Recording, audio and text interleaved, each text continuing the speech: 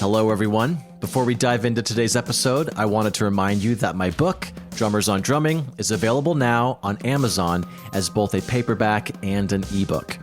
Based on the Big Fat Five segment of this podcast, where I sit down with my favorite drummers to discuss the 5 records and stories that shaped their approach to the instrument, this book is packed with insights from the drummers who redefined how we think about the modern drum set. You can grab your copy now by checking the link in this episode's show notes or simply searching Drummers on Drumming on Amazon. So thank you for all the support, and now let's get into the show.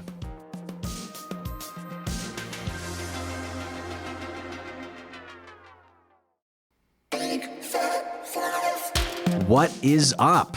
Welcome back to Big Fat Five, a podcast financially supported by Big Fat Snare Drum. This week's guest is Josh Grigsby, a drummer I've looked up to and apparently ripped off for a long time. He was the drummer for Houston Calls, a now-defunct pop-punk band from New Jersey, who actually just announced a batch of reunion shows in June, but we get into all that in our chat. He's also the current drummer for May and Just Surrender. He's a solid player, and like I said, I've blatantly ripped him off throughout the years, so I hope you enjoy this chat with Josh Grigsby about the 5 records that shaped him into the player he is today. Cheers.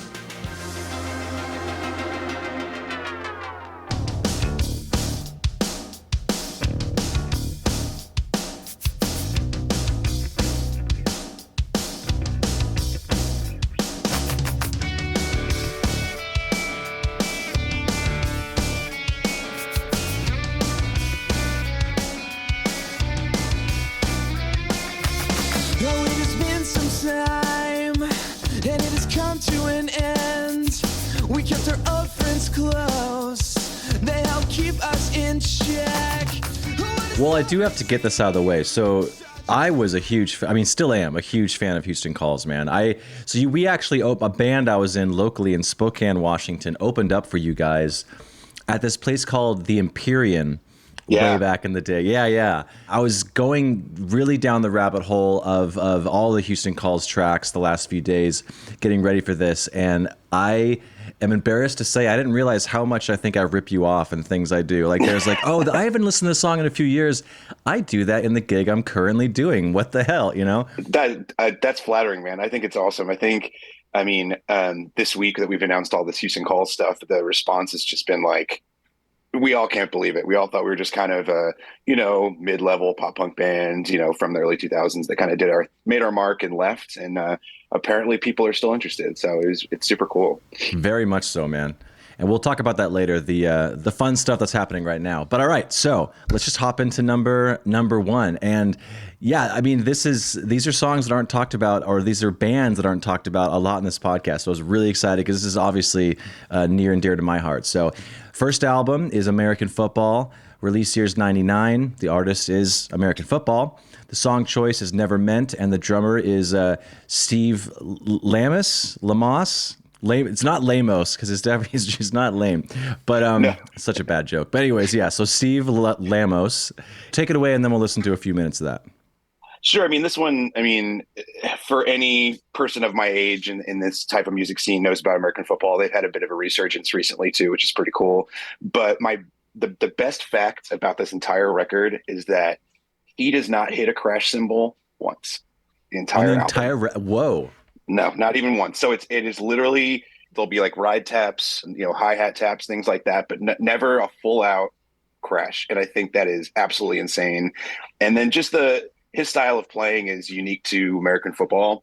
He's super technical and just really kind of glides with the music. And I think, with Mike Kinsella's guitar parts that are like insane, his drumming is to match. And he plays trumpet with American Football as well. So, just that alone is pretty sweet. And, I remember when I first heard Never Meant, I'd never heard a song quite like it. So it kind of stuck with me forever. And I'm an old school American Football / Mike Kinsella project fan. So, but Steve's drumming, he actually just left the band recently, but his drumming is just really notably amazing. And I still just love that fun fact. For some reason, that makes it even better to me. You know what I mean? Absolutely. Yeah. So where were you when you first heard this? Like, how was American Football introduced to you? To be honest with you, I think even with a lot of these albums that I chose, I think it was the, LimeWire, Napster Yep. era where I had like four different copies of this song that were all named different things with different Yeah. underscores, and maybe they were MP3s, maybe I don't know, something like that. But so when I was discovering, I had a weird music upbringing, so when I was discovering all of this music, this was just one that really stuck out to me. So I can't tell you exactly when I heard it, but it was definitely, I would guess, freshman, sophomore year of high school, when I was kind of diving deep into my Midwest emo, if you would call it that, phase, is when American football is just like a no brainer, I guess, as part of all of that. So Sweet. All right. Well, here's here's a little bit of Never Meant.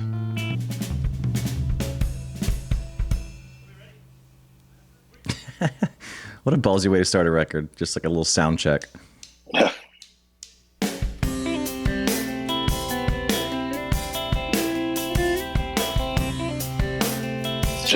it's the ride. Yep.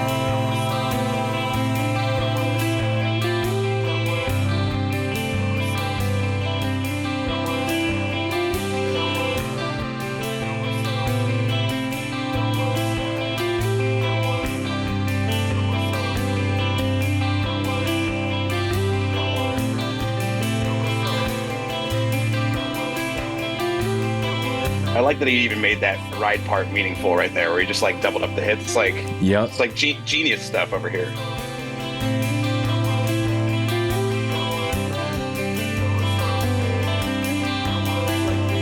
So, number 2, Low Level Owl, Volume 1. Release year's 2001. The artist is the Appleseed Cast. Brings back a lot of memories hearing that band name. Song choice is Steps and Numbers. And Josh Cobra Beyruth. So go ahead, take it away, and then we'll listen to some Josh. Sure. So this is the first of 3 drummers that somehow have a weird middle nickname attached to them. I don't know how that happened, but it did. I didn't even notice that till now. Yeah. I when I was putting this together, I was like, "Oh my god, dude, he's gonna think I'm crazy." But honestly, the Appleseed Cast is one of my all-time favorites. Anybody who knows me knows that. This band just changed the way I thought about music and the way that I just didn't realize it could really sound like this. And it's mostly due to Josh's drumming. I mean, he hasn't been in the band in a long time. They've gone through several different drummers now, but they're still great live. So check them out. But, his use of a LP ice bell really spoke to me. He had one. So when he would play, he had one over to his left-hand side, his hi-hat side, and he would kind of ride on the ice bell over on the left, and then his, ride cymbal bell over on the right. And it kind of created his own sound. So you know exactly when he's the drummer on the record. So Mayor Vitalis before this, the both Low Level Owls and Two Conversations that followed were all records that he played on. And I ripped him off so much, like a ton on everything. I love what he does on the record. And in this song, Steps and Numbers, it's just, not only does the song have 2 different full feelings, it's almost 2 acts in the song by accident. But the drumming is so meaningful. I wanted to I was really torn on this one because one of the opening tracks of this record, called On Reflection, has this just randomized kind of drum intro to it that kind of doesn't make any sense. But, me and my friends used to kind of memorize it and just like drumming our legs together and stuff like that. So I don't know, the Appleseed Cast in general. I mean, in high school, I probably saw them 7 times. my dad would take me down to Philadelphia to First Unitarian Church, which is for some reason the only place they played. I mean, it was just moving, all their live performances. I don't know. They just always been an all-time favorite for me. And it's due to his drumming, which is awesome. So Have you ever met him through your escapades? probably just like, yo, man, nice show, that kind Sure. of stuff. But I try my best in any band that I like to not actually meet them, just because I fanboy super hard. Like I don't know what to say, I guess, you know what I mean? So it becomes like kind of awkward.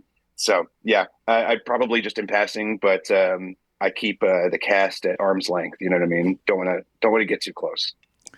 Yeah, well, I set myself up for disaster because I ended up recording myself talking to all the drummers that I look up to. So that's, yeah. All right, so here is Steps and Numbers.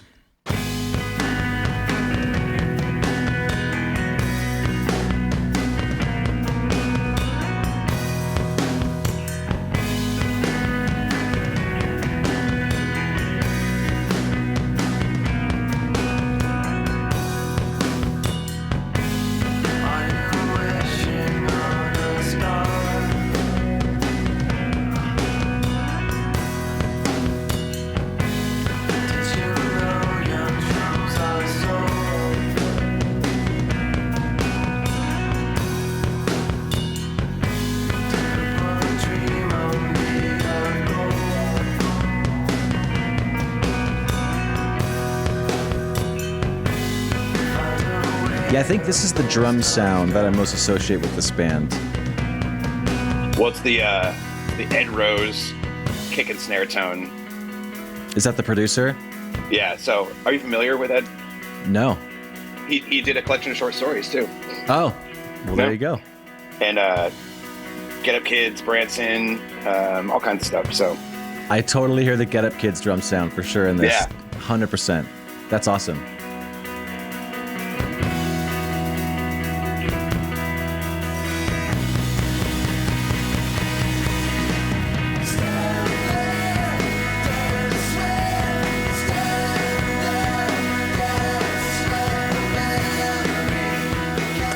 So how'd you get hooked up with Ed Rose? Due to my love of the Appleseed Cast, I literally petitioned when we were looking for a producer. When I was 19 years old, we were looking for a producer for the Houston Calls record. I petitioned for Ed Rose. We ended up talking to him. I mean, he also did like the first Motion City soundtrack record. He did the first Emery record. He did the second Spitalfield record, bunch of Casket Lottery stuff, Appleseed Cast. He didn't do Something to Write Home About by Get Up Kids, but he did On a Wire. He did 4 Minute Mile, the original Get Up Kids record. Like, so he's got a crazy resume. Ultimate Fake Book, all kinds of shit. So I petitioned for it. The price was right at the time.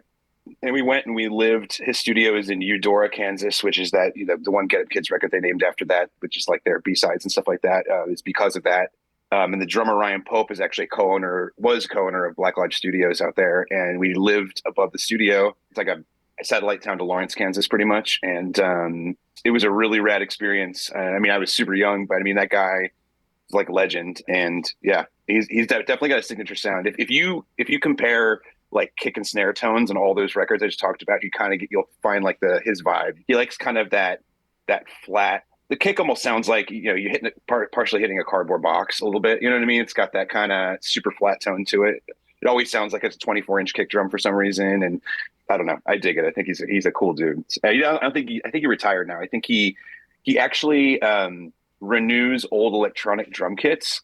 What is that? The old 80s company that makes like the octagon looking drums? Simmons? Yes. So he that's what he does now, is he refurbishes Simmons drum and like electronic units for Simmons drums. Well, do you know how he gets that snare tone? I don't. I know that. So the song we just listened to, that was done to tape. That's okay. Before he was using Pro Tools. But with our record, for instance, it was fully Pro Tools, digital and all that stuff. So I know the room that we recorded in, it could have something to do with that. I mean, it's this giant space with like a stone wall. It was right behind the drums and super wide open. And he didn't use really anything except for a couple like wheeled baffles to go around the kit and things like that. But yeah, I don't know. I think he just has it dialed in his head and he knows exactly, how to EQ it and, make it sound the way that he likes. So. Yeah. Well, yeah, with that resume, yeah, it sounds like he knows what the hell he's doing. So, Yeah. all right. So number 3 is the album is The Satellite Years. The release year is 2002. The artist is Hopes Fall. The song choice is The Bending, and drummer, no nickname here, but Adam Morgan. Are you a Hopes Fall fan at all? Are you familiar? I don't really know their catalog, but I did see them. This is probably one of the best concerts I've seen. It was the Take Action tour. It was Plain White T's, Anne Berlin, Hopes Fall, Hawthorne Heights, and Sugar Cult all on the same bill together. It was that, like, I'm not sure if they still do it, but it's like the yearly anti-suicide tour, the Take Action tour. So yeah, I saw Hopes Fall, and I remember, I'm assuming there was some alcohol involved, but he like came out during Anne Berlin's set in his underwear and was like running around. It was a fun show to watch, but yeah. Yeah. So, I mean, I don't know. I don't know if you had this phase too in your high school years, but I also was latching on to heavy music. I was in a screamo band called Arms of Orion. I like the Prince song in high school, and we did pretty well for ourselves. But I would say that most of my drumming inspiration in that band was ripped off of Hopes Fall. Hopes Fall is a very heavy band, which is great. I mean, they were at the Trustkill Records at the time. They just put out a record a few years back, 2018, I think. But I'd never heard a band who could bring in so the influence we just heard in the last 2 records, American Football, Appleseed Cast, the kind of vibey drums, the kind of like atmospheric sound that they kind of do. Hopes Fall was able to bring that into hardcore songs, and I thought that was crazy. I was like, how is there this part with like an intricate, guitar part with a, kind of a riding on your ride cymbal, or doing kind of some crazy like vibey drum part that's not heavy, that's not crash heavy or anything like that. And they kind of did it for me. Also, my AOL screen name was The Bending XX growing up. So there's that too. Mine was Cheesy Boy 69 with a Z, by the way. Is that for real? I'm not making that up. And like in high school, you had like even 69 in high school, you're just doing it. 100%, dude. I'm still a Blink fan, dude. I'm like, fart jokes will always make me laugh to the day I die. Okay. So okay, I'm about that. I think that's admirable. I'm just glad you didn't get flagged by like your parents or something to be like, hey man, they have no idea what the hell I was doing. Yeah. But yeah, I mean, there's not much else to say. Hopes Fall is just one of my all-time favorite heavy bands. I just think they don't sound like any other band out there, and that kind of goes with each band that I've put on this list. I think they really developed their own kind of sound, and it starts with the drums. And Adam, who I have not met, however, I've talked to on Instagram at length because he's a vinyl collector like myself. So we talked about a lot of vinyl and things like that. So nice guy, but. Yeah, I last saw them. They played at St. Vitus up here in Brooklyn, and it was radical to see them all these years later. So, and actually, before we go into the song, you said that you saw him at Take Action Tour. One of my best shows in memory was we drove. So I went to high school in Westchester, Pennsylvania, right outside of Philadelphia, and we drove down to Baltimore to Autobar, and we saw Dillinger Escape Plan, Norma Jean, Hopes Fall, and Since My Man, and it was one of the best shows. I mean, at the time, I don't know if I saw it now, would it be the best show I ever saw? But at the time, I was like reeling, man. It was like absolutely insane. I have memories of watching Chris Penny drum the Dillinger Escape Plan, like from over the balcony at Autobar, and just like blacking out because he was so amazing. You know what I mean? So I don't know, just crazy memories,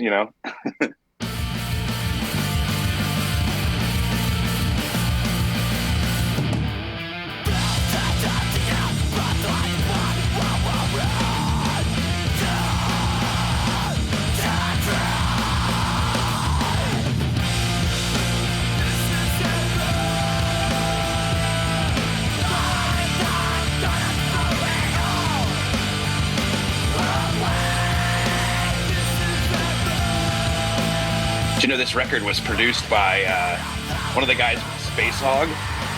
Really? Yeah.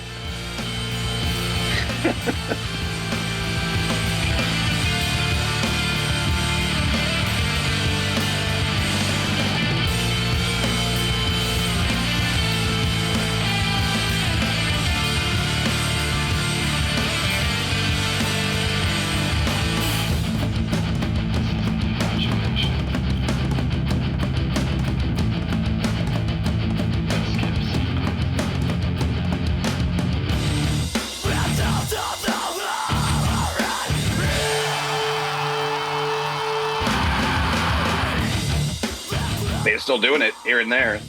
And it's mostly the same members, or at least Morgan's still in it. Yeah, it actually. So he left the band for 2 albums after this. Then came back. They put out a record on Equal Vision in 2018 called Arbiter. That is awesome, by the way. I mean, if you're into that style of music, but more singing than screaming now. I think that Satellite Leaders was their last kind of full out screamy record. Yeah, still doing it, and it is original lineup. I think they've like flip-flopped guitar players or something like that, but they've all been in the band at some point, so pretty interesting. All right, yeah. As you get older, you don't want to scream as much. No, and I know it's like it's sometimes like I have to be in the mood now. You know what I mean? To listen to it's like one of those. So, all right. So the next one at number 4, the album is Demure. Release year's 2002. The artist is Engine Down. Song choice is Songbird, and the album is another nickname, Matt Cornbread Compton. Yes. So take it away.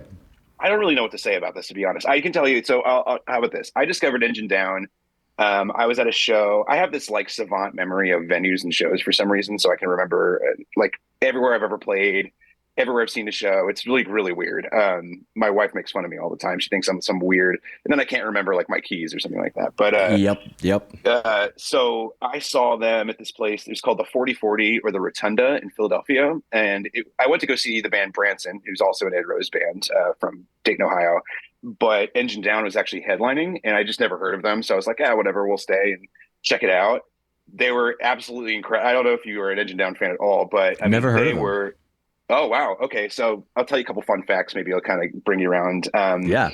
So they were unbelievable. The part that really stuck out to me is Cornbread, as I call him, in one song, dropped the stick and picked up a maraca, but was playing the drums with the maraca, and it was on beat. And I just it was like so innovative to me. I was like, oh my God, dude, this guy is crazy. And they were only touring on their record before this called To Bury Within the Sound. But then they came out with Demure. I think they released the first single of this record called Pantomime, which is super sick song. But Keely Davis, the singer of the band, also was in this band with his sister, Denali. And then he also most recently played in At the Drive-In on their newer record. He was in At the Drive-In. Shit. He also played guitar in Sparta before that. So he'd like kind of been around a bit, but he's actually the front man on for Engine Down. And they only put out 3 albums, one after this as well. But this one is incredible. His drumming is, again, unique, meaningful. This song, especially just the groove that runs through this entire song is super cool. And he has his own project called Electric Guest, Cornbread. And then he played in another band too. I just can't remember what it is. Either way, he's a big one for me. When I always think of like dynamic drummers and underrated drummers, I think of him. So it's kind of my Engine Down spiel. I love it. All right, here's Songbird, which is the album opener for this record. It is, yes.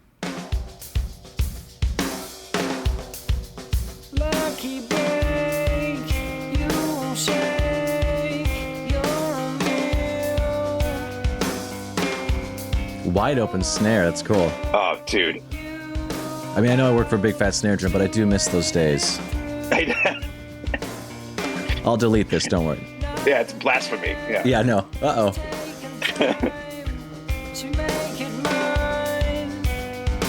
But even like every ghost note is so meaningful.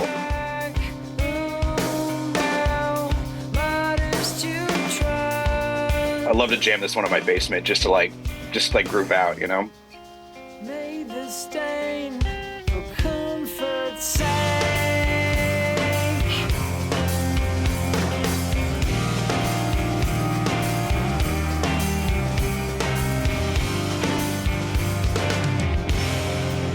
Fade you out, not allowed to point that finger. System is waiting. And then he adds just little flares, man. It's so cool.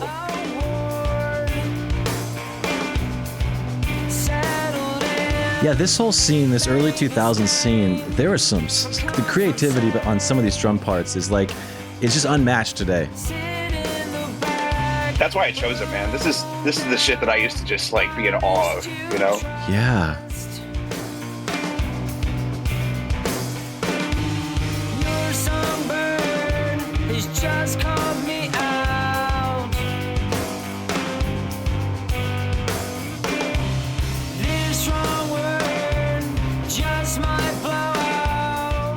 So you were saying they have since disbanded, right? So this is not a band you could go see live and support? No, I don't. I actually don't think they played a show in. I would say over maybe more than a decade. Maybe I don't know, Mm. something like that. They put out one more self-titled record after this one, just called Engine Down, that I didn't like as much. It gets a better review, I think, on Pitchfork though, or one of those sites. But Of course. If you don't like it, it's, Pitchfork loves it. So I know, right? So yeah, but I do like all the stuff they put out. I think it's awesome. But that one in particular, I remember getting it in the mail. I ordered that and the Casket Lottery's Survival is for Cowards, the same from the same place, and got them at the same time. So, what was your first record, by the way? well, so I didn't buy it with my own money, but the first record that I went to buy with my dad, we went to the Wall to get, would be the Spin Doctors, Pocket Full of Kryptonite, Hell on yeah. CD. I remember I was in the car with my dad, and Two Princes came on, and I was like, "Oh my god!" I was like, "That this song is sick. Like the drum part is amazing." I remember just wanting to. I mean, it's not even that. It's like the drum beat that everybody plays at Guitar Center too. With no knock on the Spin Doctors, but that's exactly what it is. It's like that kind of whatever. They just like, I don't know. They made it great, and he's like, well, let's go see if we can find the CD. I was like, really? And so we went over to the Wall, picked it up, and the rest is history, I guess, right? Yeah. Is the Wall a famous record spot in New York area? Well, so I grew up in Pennsylvania, but Oh it yeah, should sorry, yeah. it was a national brand. I want to say there was always a sticker, a Wall sticker on every single CD. I mean, it was a kindred spirit with like Sam Goody or Coconuts or any of those Oh, okay, spots. yeah. I don't know if they were related, but it was just like one of those pretty much. But We had a Hastings. I'm from Washington State, so that was kind of our like oh FYE Hastings kind of. But yeah, Sam Goody for sure. yeah, our Record Town, we had those out here too. I don't know. They're just mall stores, and then we had a standalone Coconuts, big ass record store where CDs were like $22 and stuff. Remember Mm. when that time when CDs were so expensive? It was just like really ridiculous. Yeah, and then then of course LimeWire came along. I think I still have like a CD booklet at my mom's house just of all the LimeWire compilations I've made of songs that I'm sure like bootlegs and stuff that I can't get anymore. I'm sure there's some gold in there. Oh, I mean, so I had a compilation series that I used to call Grizzle Jams, and for some reason they became kind of legendary, like in my immediate friend group. So like if you talk to my buddy Jose, who's also an ex-member of Houston Calls, he loves to talk about Grizzle Jams. He used to think they were like, it was like the best of the time. Apparently I was like, really, I should have worked for the Now series, I guess, right? Now that's Yeah, what I call music. yeah, yeah. And something like that. So Re-release them and call them then. yeah, But all you're onto right, something. we'll talk about the legal stuff later. But all Okay, right. all So right. number 5, the album is Hot Damn with an exclamation point. Release year is Yes. 2003. The artist is Every Time I Die. The song choice is Ebola Rama, and the drummer is Mike Ratboy Novak. This is kind of a stereotypical one. I felt weird about choosing this one, to be honest, just because, like, I don't know, everybody who grew up in my age would choose Hot Damn, I guess. But a big deal for me is Rat Boy's drumming on all this stuff is he doesn't use a double kick drum pedal, and I think it's awesome.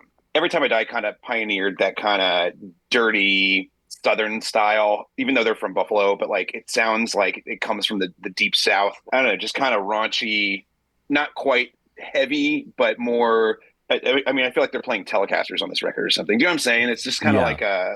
like that kind of sound, but no double kick drum pedal. And I think it's just so cool. And he's able to do quick doubles throughout his playing. It's kind of one of his signatures, but he doesn't have to ride and do these crazy breakdowns with double kick and stuff like that. He makes his drumming meaningful without it. And I was going to choose my favorite Every Time I Die record is New Junk Aesthetic, which came out 3 more records after this one, Hmm.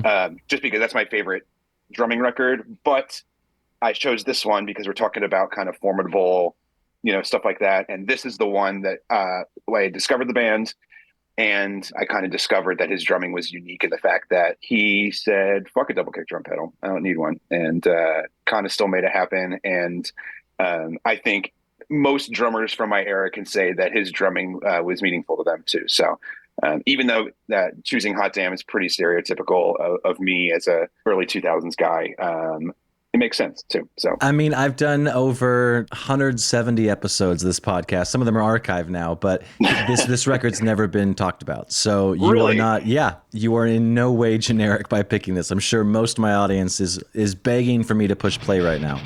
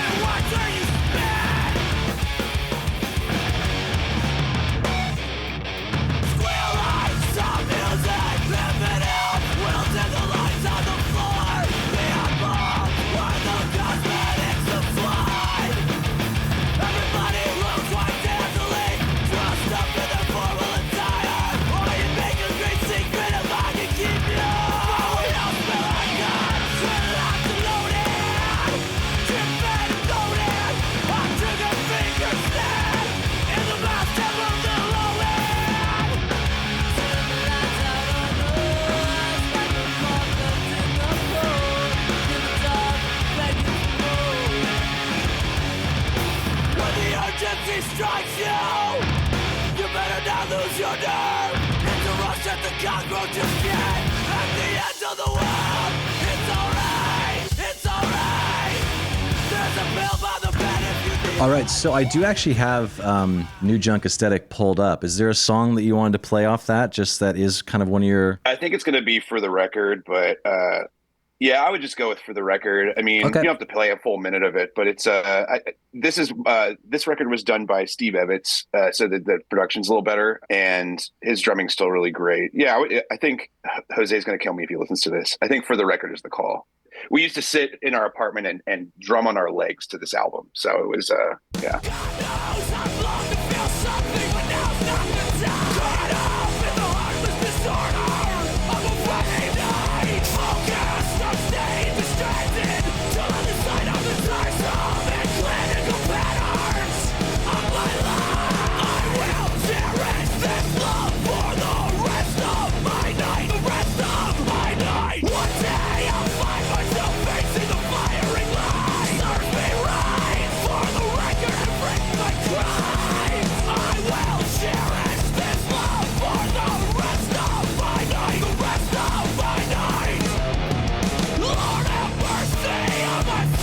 No, it's just So heavy, dude. I know which is funny too, because I don't listen to that much heavy music, so it's like I think everything he chose is just super tasty and just right where it should be. So All right, so just because I want to do a full 180 on this, let's go to Genesis. Let's go to Invisible Touch. So this is an honorable mention for you, but yes. John Bonham and Elvin Jones and Tony Williams have been getting so much love on the podcast lately that Phil's been kind of overlooked, and he's one of my favorites. So let's talk a little bit about, it's very messed up. So talk a little bit about Genesis. So this one holds a special place for me because my dad, here he is again, good guy. He ripped this from vinyl onto a cassette tape for me, and I used to listen to it going to bed out of my, I don't know if you growing up had one of those Play School tape players with the microphone. I'm sure we did at some point. We had so many kids. It probably didn't end up in my room, but yeah.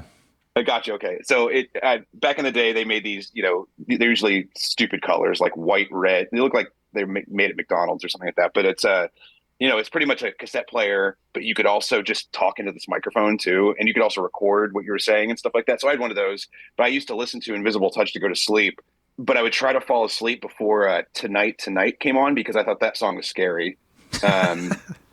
This is like, I was really young. So yeah, imagine if I was like, oh no, I was 25, but no, yeah. This was last week.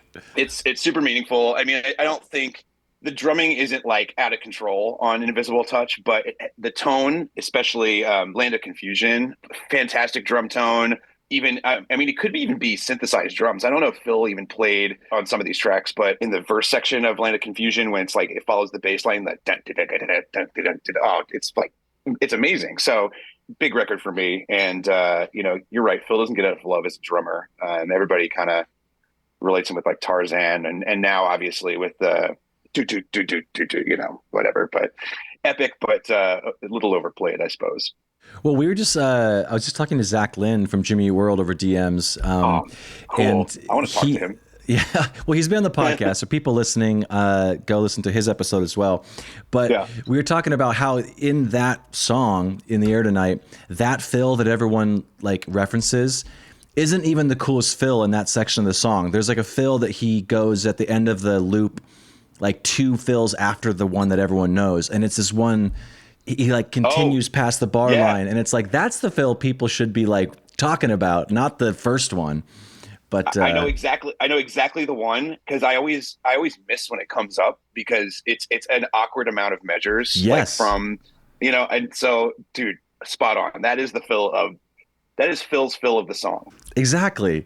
The whole and then like even the beat he plays afterwards is like such. I mean, yeah, it's unfortunate that song's been reduced to that part, but it's like no, just maybe start there and then listen to the rest of the song. It's freaking awesome. Which song do you want to play from Invisible Touch? So we got obviously the titular track. We have the scary one, Tonight, Land of Confusion, In Too Deep, which is I'm sure everyone's heard that on the radio before. I say we go Land of Confusion just because I brought it up, and I think the synth bass drum groove in the verse section is dope. So okay, here we go.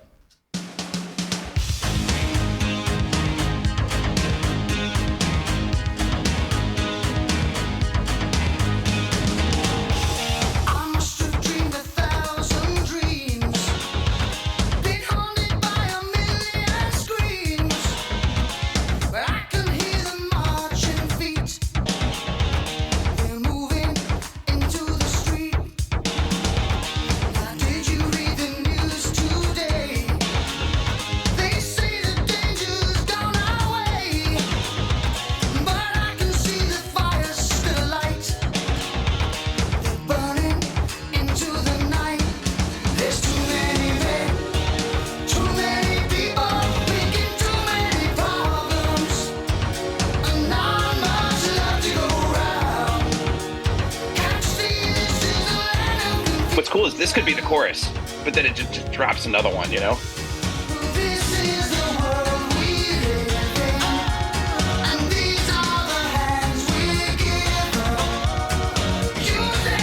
Such a smash. I do want to, because we do have to go pretty soon, but please talk about the Houston Calls fun stuff that's happening right now. I'm such a wordsmith. Yeah. Thank God I record myself for a living. I know. So I mean, for those of you listening, if you don't know Houston Calls, we were a pop punk band from New Jersey from back in, I played in the band from 2004 to 2009, so like 5 years. We put out 2 records, one of which is liked way more than the other. And we decided we wanted to do a reunion show. This year marks the 20th anniversary of the inception of the band. They had another drummer for a year before me. I actually met them while I was still a senior in high school and came up to New Jersey to try out. Drank my first underage drink. It was like really great. So I joined in May of 2004, right before I graduated. And we were on the imprint of Drive Through Rushmore that they tried to kind of get going, which we were one of like 5 bands, I think, that was on that label. And then it became kind of defunct, and then Drive Through ended up becoming defunct as well. But they recently have done a resurgence as well. They're celebrating their 26th year anniversary. So we decided we wanted to do a show. We are doing a show, 2 of them now, because the first one is 50 tickets away from selling out. We held it back 50 tickets off the pre-sale, but in June 23rd and 24th in Asbury Park at House of Independence. It's a really cool little venue downtown in Asbury Park, which is it's my favorite beach town in New Jersey. It's awesome. It's going to be sick.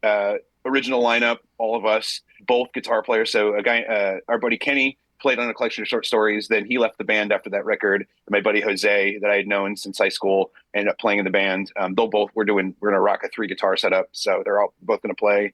It's going to be rad. I'm really stoked. And because of that, we pressed a collection of stories on vinyl.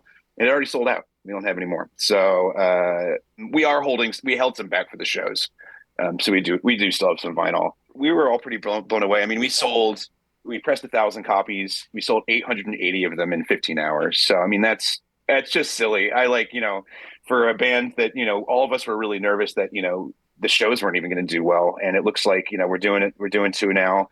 Our friends in the junior varsity from Illinois are going to come out and play with us. And then our friends in Dead Bars, which is just a really fun punk rock band from Seattle. But it's our buddy John sings for that band. He used to drum for this band called Red Light, Green Light out of New Jersey. And yeah, he's just an old time friend. We just really wanted to play a show with all of our really good friends. And I think it's going to be super sick.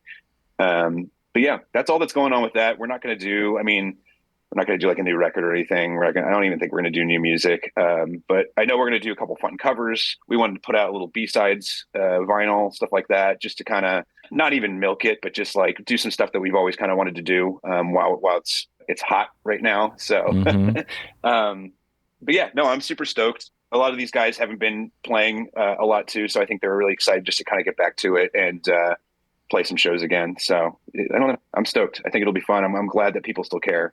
But then I was on the Vinyl Collective message board, which I frequent just to look for pre-orders and things like that. And they were talking about the Houston Calls pressing, and a lot of people wanted us to press the second record, which I thought was interesting because not only did not as many people like that record, but we as a band were a little disappointed with that record. So which is so I thought that was such a good record. I thought it was a great follow-up.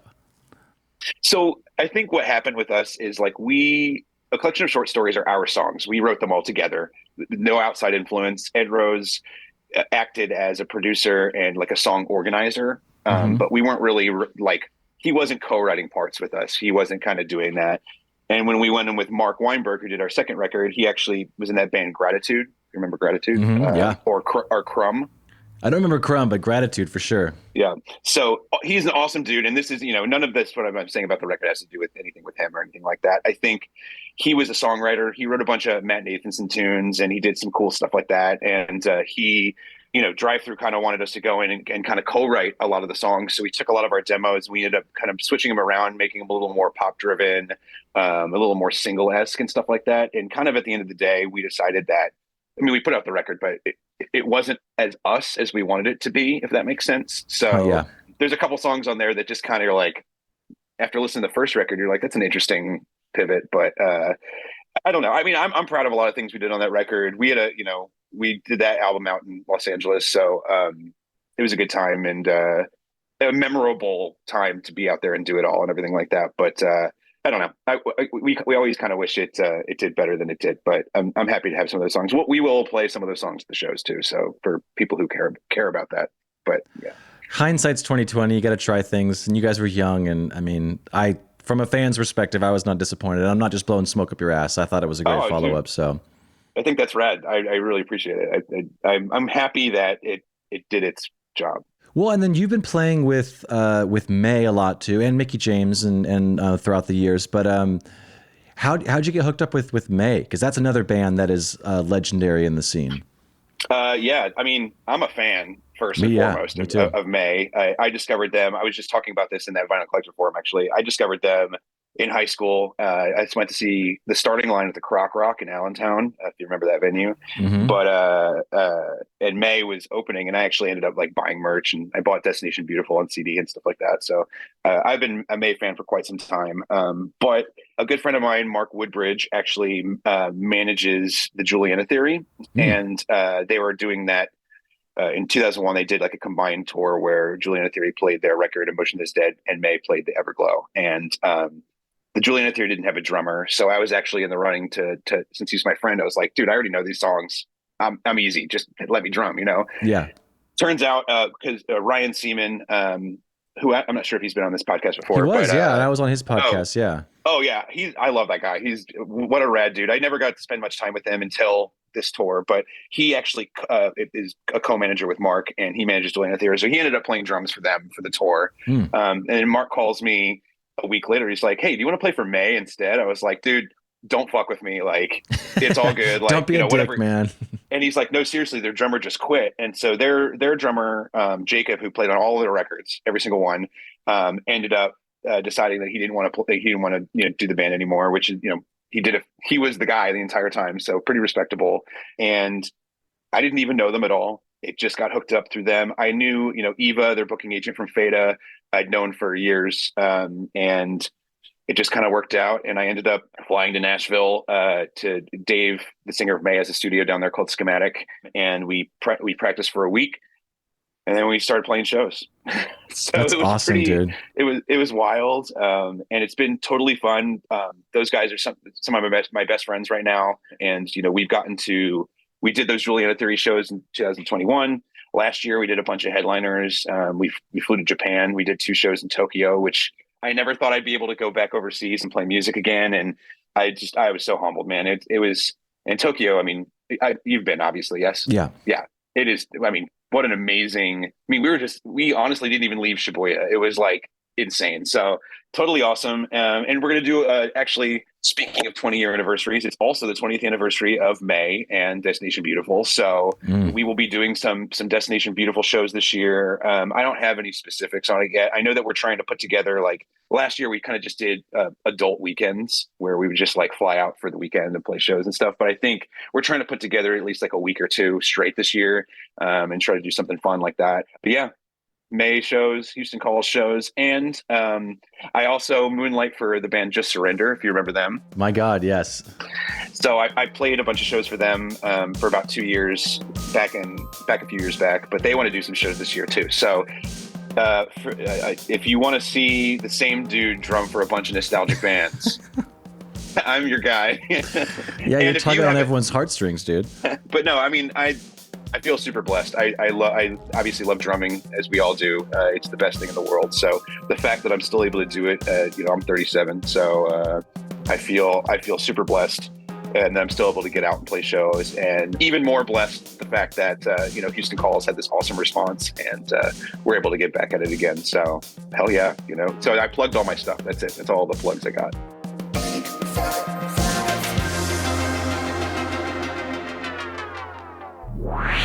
And that's the show. If you're listening on a platform that allows ratings and reviews, do that. It helps more people find the show, so it'll get bigger and better, and hopefully I'll have a chance to sell out one day. But you'll be an OG listener that can brag to all your friends.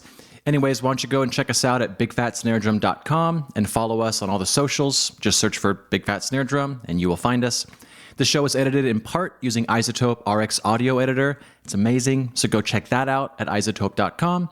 And thanks again to Gunnar Olsen for the theme music. Bye.